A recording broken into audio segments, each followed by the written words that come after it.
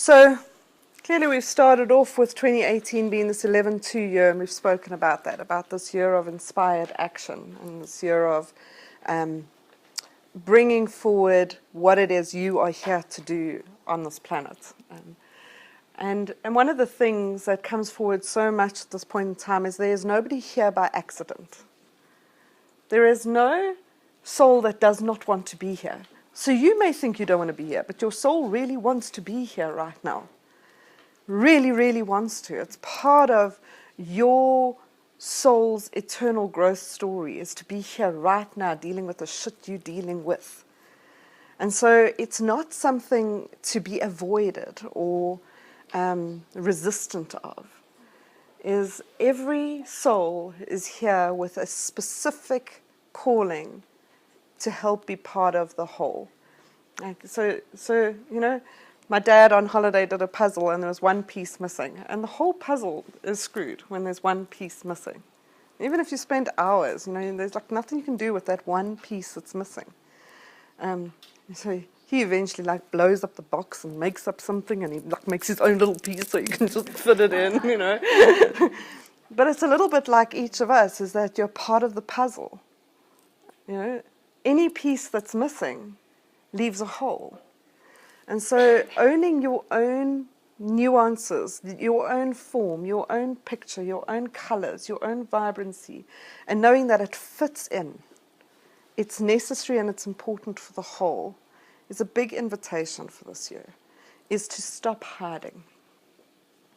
Now, when I start doing the readings for the year, I start with a card. Those of you that worked with me know the cards that last year's card was Approach with Lightness. That was the 2017 card. And this year, when I pulled the card, I was not happy with it, so I put it back. And then I pulled it again, and I still got the same card, and I put it back. And so I pulled it again, and I got the same card again. So this is the card for 2018. And the card is, there is no right, and there is no wrong.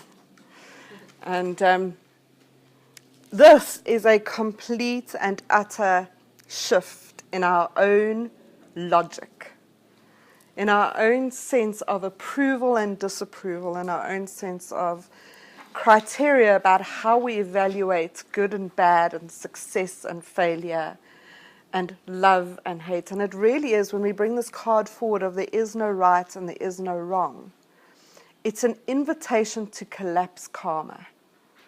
Karma is not a reward and punishment scheme. There is no divine body going, you're being good, I'll give you money. You're being bad, I'll take away that. It doesn't work that way. We are just creating. Karma is really an opportunity to collapse any perceived opposites we have experienced in this life or previous lifetimes. So if I had to give you an example, if in many lifetimes I'd lived a life of poverty because I think being rich is bad, I've got a karmic trigger of poverty to richness. And I'm going to go lifetime after lifetime experiencing these two extremes until I realize both are necessary and both serve, and it collapses into an alchemy of abundance, that there is no such thing as poverty and richness. There's just creation. There's just abundance. And so karma is about collapsing perceived opposites. So if you want to know your karmic triggers, it's anything you go, this is right and that is wrong. And you get pissed off with the people that are doing the wrong stuff. How dare they get away with that? So when we see this as the message coming forward, there is no right and there is no wrong, it's an invitation to you to collapse your perceived structures of rightness and wrongness, internally and externally, into an alchemy of something new. What if both are supposed to be there? What if there is no right and there is no wrong? Now this takes us into deep morality questions. This takes us into really, really deeply explorative places of what is it that we in the world have perceived to be so wrong that we don't want to talk about it, we don't like it, we judge it, we're criticizing it, and we're even at war with it. What if that's serving something? And we need to release our trigger of that to come to a new level of willingness to shift it. Because only when we embrace it can we change it. You can't change something you're in resistance of. The energy is one of repulsion. Yeah? And so how do you take the shadow parts of yourself, the shadow parts of your community, the shadow parts of humanity, and start bringing that into the light of saying, there is no right, there is no wrong. How do I serve in shifting this into something new? So we can create a new paradigm as opposed to resisting the current paradigm which holds it in place. Whenever you're at war with something, you're holding the thing you don't like in place because you're giving it energy. Does that make sense? Mm-hmm. I see it often, and those of you that have worked with me before would know that I've brought this up. When you sign a petition, it's not changing the consciousness. You're giving attention to the very thing you don't want. You need to start saying, okay, that exists. How do I bring compassion and love to that? How do I shift my story of that so that I don't go into the energy of hatred and anger and judgment and persecution, because that's the energy frequency that I now contribute to the world, and I hold it in place with that. This doesn't mean do nothing. Remember, inspired action is the calling for the year. But it's the action to live in a different truth, to not live in judgment, in criticism, in this falseness of wrong and right. So this year is one of facing up. Like, what do you need to face? What do you not deal with? What are you avoiding that needs to be faced? And faced with compassion, with openness, with presence. And this includes facing your joy. So we talk here like it's all the shadow aspects that we need to embrace. But actually the bigger challenge is embracing your light. It's like, if there was no right and there was no wrong, could you just explore your life and enjoy it? What if there was no need to earn your right to joy or work your way to abundance, or deserve your way to something, that you just could show up? One of the biggest challenges for us as human beings is the stories we give the events in our lives. We call it making meaning. We'd be much better if we didn't make meaning, if we had no belief systems at all. We could just be with what was happening, feel what that felt like, and make a choice of what to do. But we give it a story. We say, oh, this means X or Y or Z. And we debate the story, and the story is the judgment. Because in that story, we've equated it to being good or bad, right or wrong. Yeah? And so this is a year of releasing your stories. Yeah? What are the stories you keep replaying in your mind against a judgment of being good and the fear of being bad? For most of us as humans, and we sit here knowing that on a spiritual level, on a soul level, we have unconditional love. There is no condition to Divine's love of us. There's not like, if you pray every day, we'll love you. If you don't, we won't. There's no condition to it.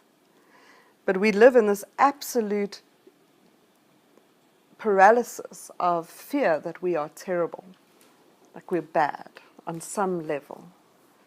And it manifests itself in the constantly trying to prove ourselves, constantly trying to make sure we're being good. So we're not real, we're good. And in that goodness, we hope we get rewarded. And so authentic expression is a characteristic of this year. When I say authentic expression, it's like, what are you bursting to say? Not the audited version, not the version where everybody goes, oh, that was so clever. That was so good. That was so nice. Like, what do you want to say to people? Now, this is not permission to go out and just say fuck you to everybody in your life, you know. You can if you want to. Because if you do say fuck you, do it with love and light, you know. It's more the frequency behind it than the words itself. But it is, where are you not speaking up? Where are you not writing what you want to write? You know? I had a woman who told me a little while ago, she's like, I would post this on Facebook, but my daughter's friend's mother might see it and then they might not like it and they might show it to somebody else. That's an incredible amount of self-auditing. That you will say what gets approval, not say what you need to say. And if you're fearful of people reading it, then it may not be what you're wanting to say. Yeah? Then it may not be your truth anyway. Then it may be you're looking for something. And so looking for, you know, approval, looking for whatever it is. Be fearlessly authentic. It's on Laverne's paper there.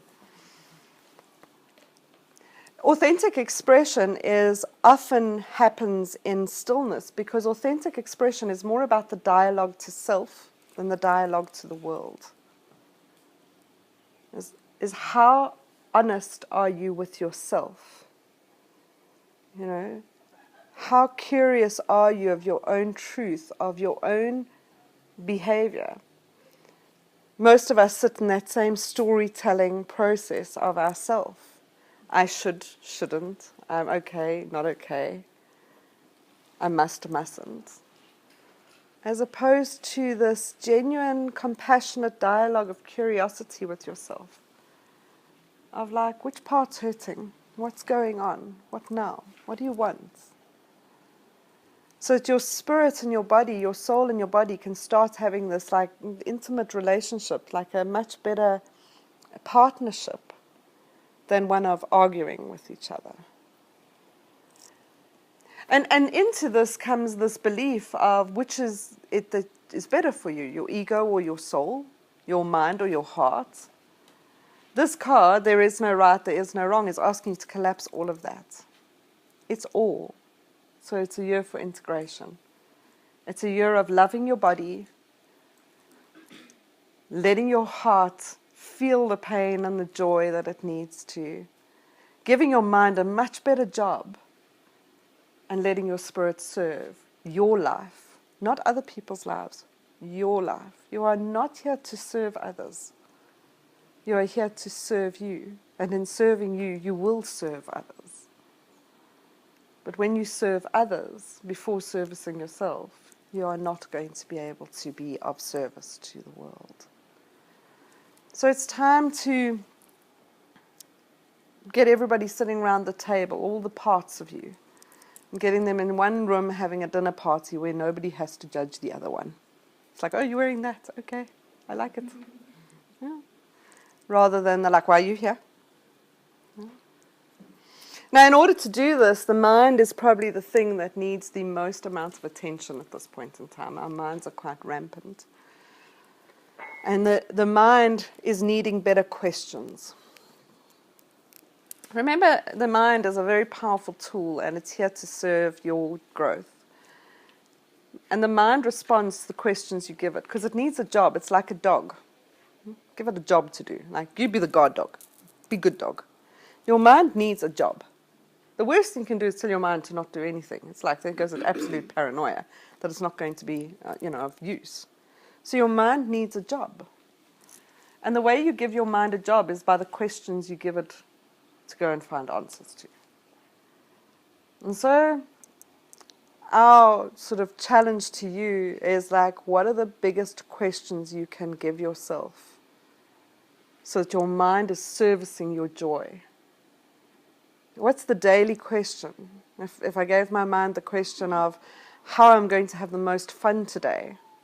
That's the mind's job, is go find me fun. Not like, why is there traffic? That's a good question. Your mind will find a lot of answers to that. Yeah, why have I got no money in my bank account? Well, that's a great question. Where are you going to go with that? Let's just let the sirens deplete itself.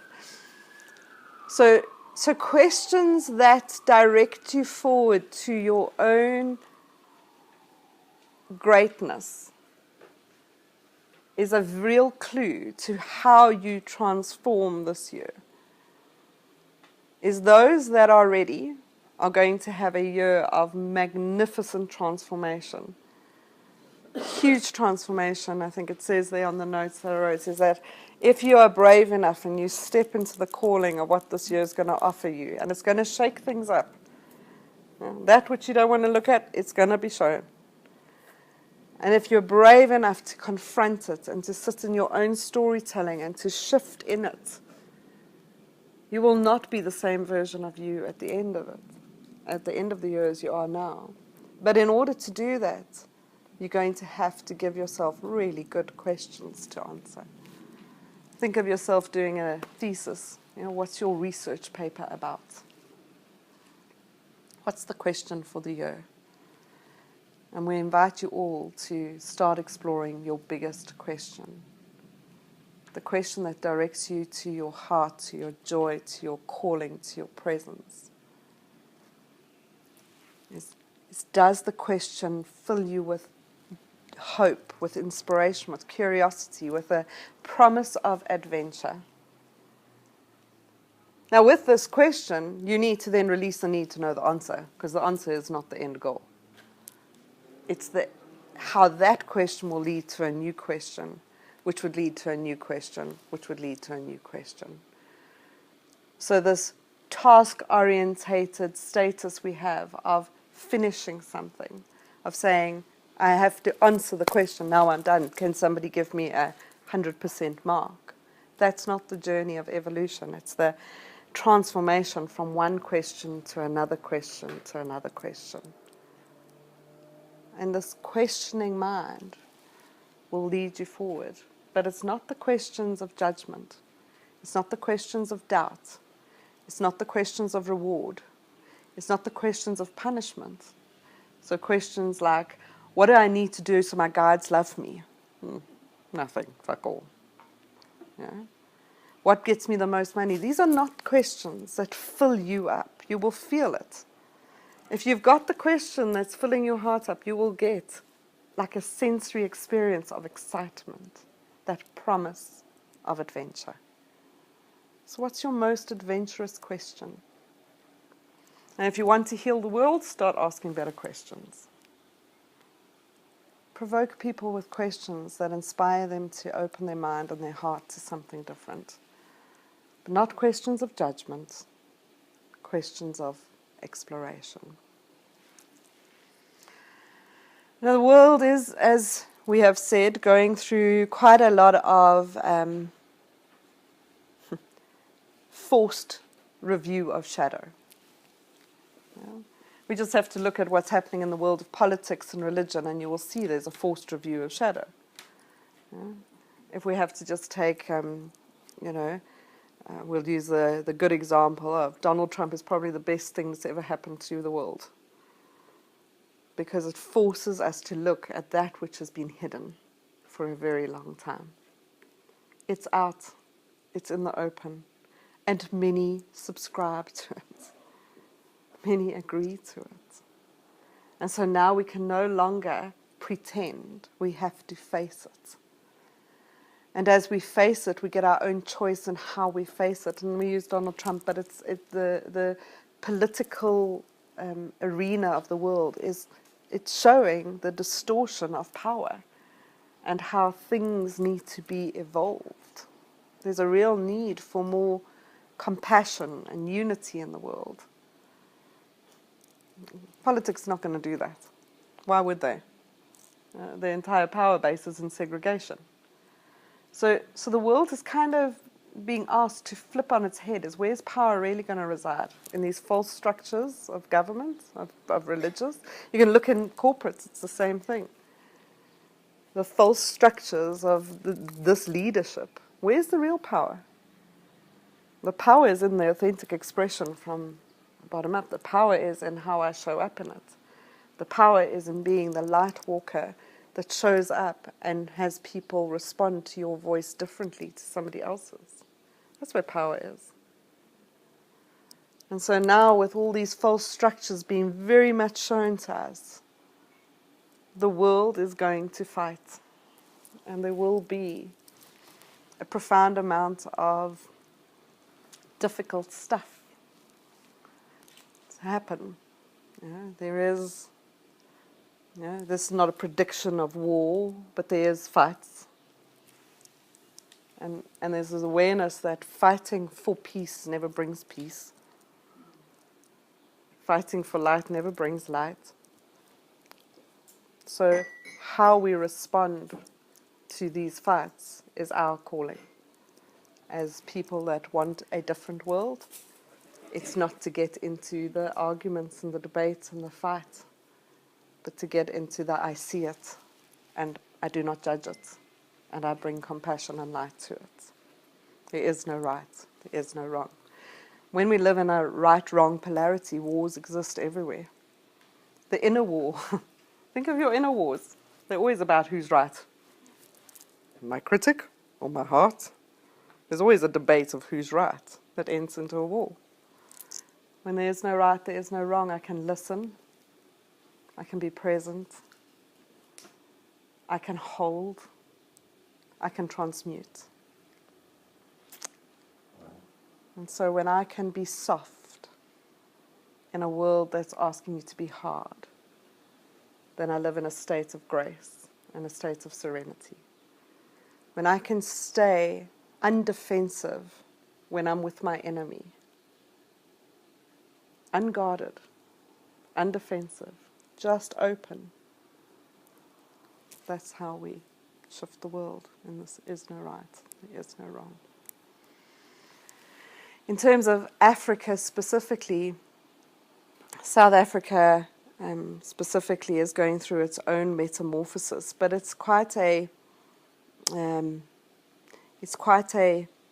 peaceful metamorphosis. It's not actually something quite violent.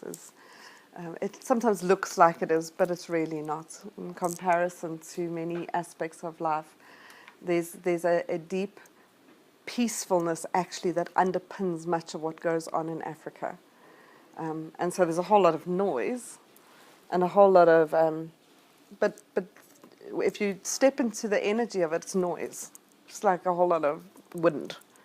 But there doesn't seem to be any substance to it. It's not landing in any depth. It's just a question of what you choose to participate in your own sense of curiosity and so on and so forth. But in a large way, South Africa is going through far more of a peaceful revolution than the rest of the world. And South Africa is one of the safest places on the planet in terms of, compared to the shit that's going to hit in other places. As Africa becomes a little bit of a haven and is outside the field of focus of those that are trying to cause some nonsense in the world. What that creates, though, is a very, very beautiful platform for energy work. Africa is 70% quartz, and quartz is an amplifier of energy. And so the more, and you'll see there's a profound amount of light workers stepping forward in Africa. And it's a calling that Africa becomes this hub of energy that starts to transmute through the world, of peacefulness, of transformation on a different level.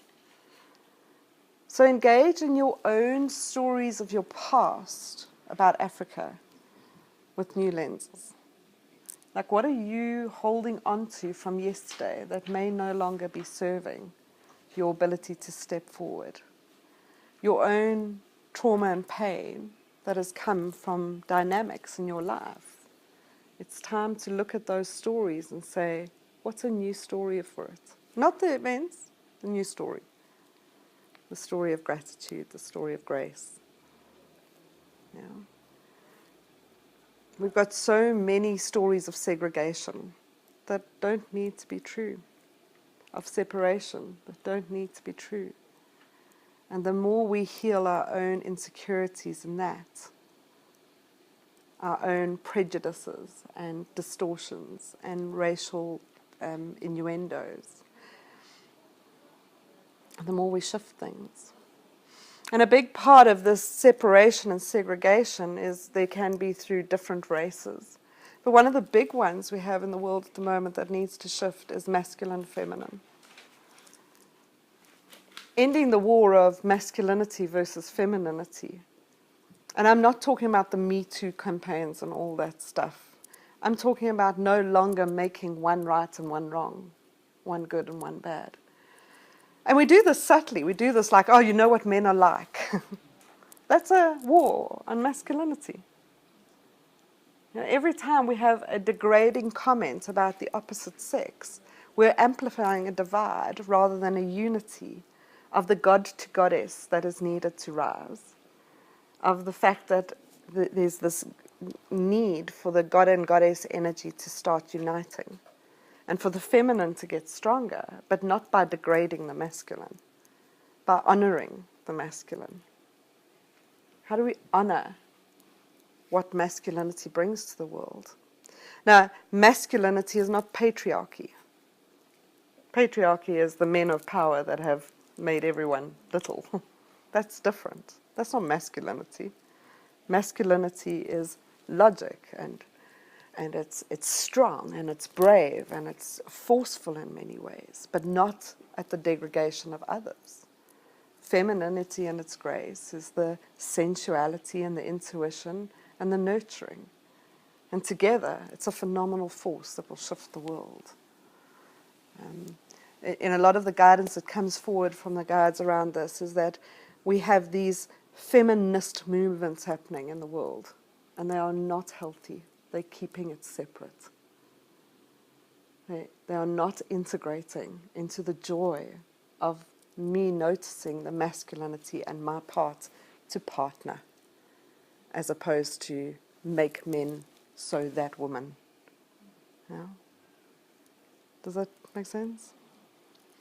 So I'll pause here and see if there's any questions anybody wants to ask around what's come forward, or anything else that's on your mind around 2018 and what we can be expecting. Anyone with questions? So the invitation for 2018 is don't give up. Yeah. Face your shit. Be brave. Be light.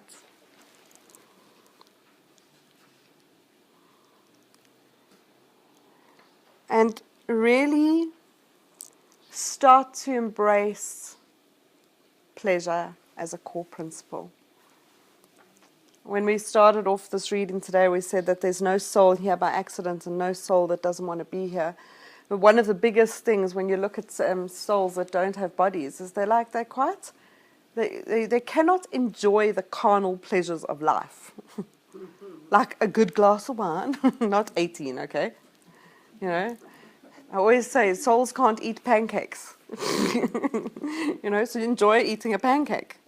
And enjoy the pleasures of having a body, of the fact that you are on earth and you get to experience all the dynamics of being in a body, walking and having sex and, you know, enjoying a meal and going to places and feeling intimacy with people and connecting and everything that comes with being physical. Like having a body is a great gift. Yeah, it's part of, you know, enjoy your sleep. Like, souls don't need it. Like your body loves to snuggle up and sleep.